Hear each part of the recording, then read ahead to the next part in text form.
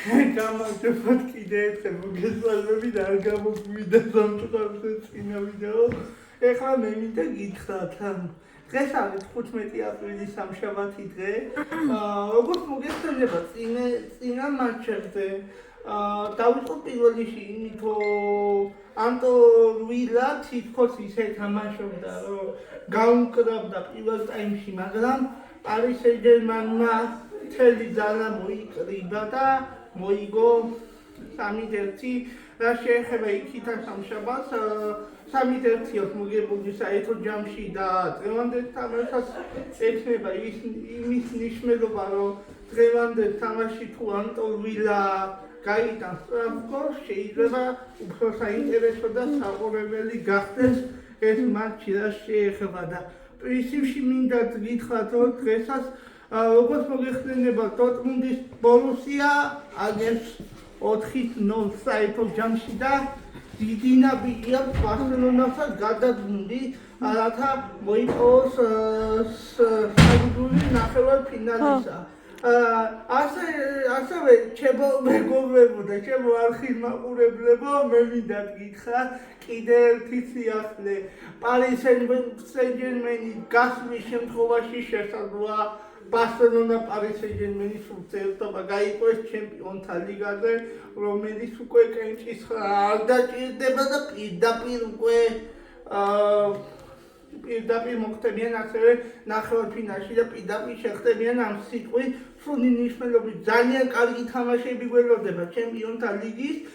ჩემო არხის მაყურებლებო და შეიძლება ისიც მოგეჩვენოთ, რომ ახალი ფორმატითაა ჩემპიონთა ლიგა წელს, იმიტომ რომ 24 გუნდი და 36 გუნდია საერთო ჯამში და 8 გუნდი კი სამწუხაროდ მიღმა დარჩა და ეს საუკეთესო 24 გუნდი კი მონაწილეობს ჩემპიონთა ლიგაზე. ეხლა კი რა შეეხება, მე მინდა ცოტა მცირე ამბავი გითხრათ. ბარსელონა 0-1 მოიგო ლა ლიგაში, ნაპოლმა გუშინ უნიშნულოვანესი მატჩი მოიგო 3-0 ჩემო არხის მაყურებლებო და უდიდესი ნაბიჯია გადადგმული სერიაში, 6 ქულით ჩამორჩებოდა ინტერს და მოგების შემთხვევაში გუში ნაპოლმა შეამცირა ჩამორჩენა და საჩემპიონო ბრძოლაში რჩება, ასე ვთქვათ, მატჩების დასრულებამდე სულ რაღაც 6 მატჩია ჩემო არხის მაყურებლებო და სულ საინტერესო გახდა სერიაში ეს ამ ორი გუნდის მონაწილეობით ინტერი შესაძლოა ისევე გახდეს სერიის ჩემპიონი, მაგრამ ნაჩქარებად ვიტყვით ნადრევად ყველაფერი გამოჩნდება ახლო მომავალში ამ კვირაებში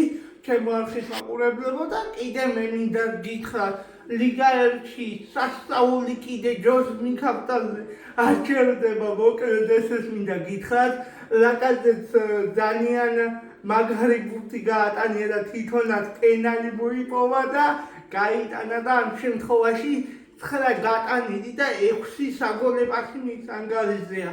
ეხლა კი რა შეეხება, ჩემო არხის მაყურებლებო, მხოლოდ და მხოლოდ ევროპა ლიგაზე 2-2 მოგეხსენებათ, რომელიც უნდა გაიმართოს 7 მეჩში და ასე შემდეგ.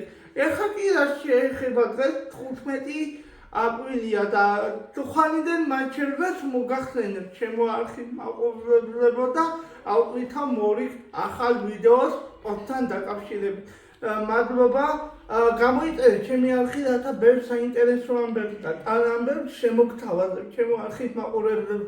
ასევე იაქტიურეთ, დაალაიქეთ, გააზიარეთ, რათა მაქსიმალურად ცოლად და დეტალურად გაიგოთ სპორტის შესახებ სიმართლე, სრული სიმართლე. დიდი მადლობა. გაიხარეთ.